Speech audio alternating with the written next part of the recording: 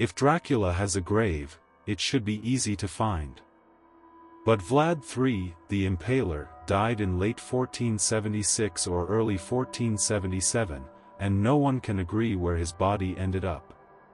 Tonight we'll follow the strongest trails, what sources suggest, what later tradition adds, and what we simply can't prove.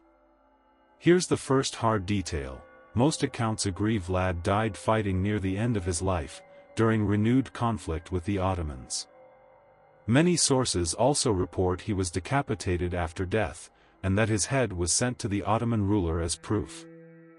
The exact circumstances and later details vary, and some parts come to us through chronicles, not photographic evidence.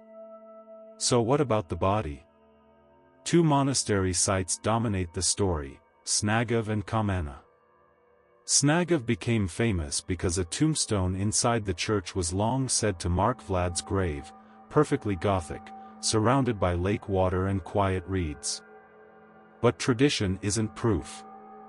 In the 1930s, archaeologist Dinu V. Rossetti investigated the Snagov claim.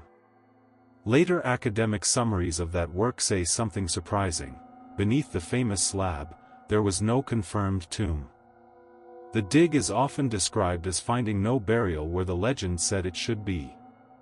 That's the first twist. The best-known grave may never have held Vlad at all. In part 2, we'll look at why Snagov stayed popular anyway, and why a different monastery, Comana, keeps returning as a serious candidate. If Snagov doesn't hold Vlad, why did the story survive for so long?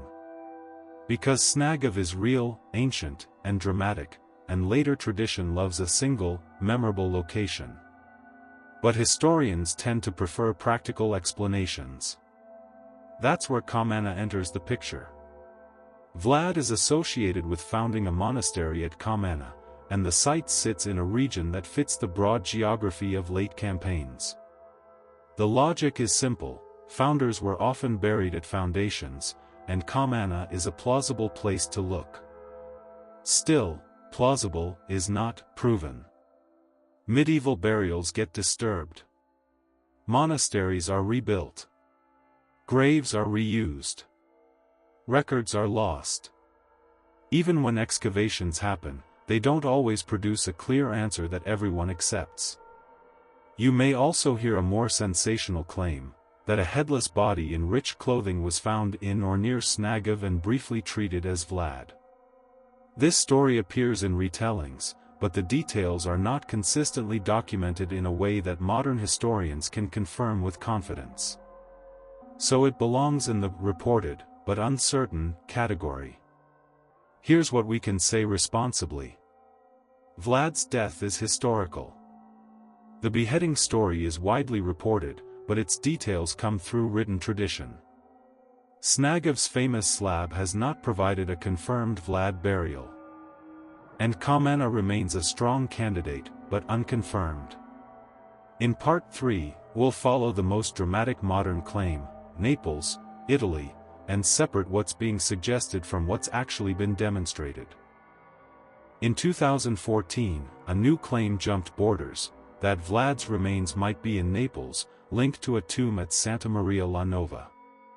Supporters point to symbols and readings of inscriptions, and to a narrative that someone connected to Vlad ended up there.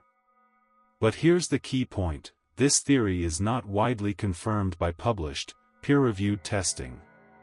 Public coverage often treats it like a mystery to decode, not a conclusion backed by physical proof. Without clear, verifiable confirmation, like publicly documented DNA results, the Naples claim stays in the interesting, but unproven box. So why is Vlad's burial still missing after so many centuries? Because late medieval borderlands were chaotic.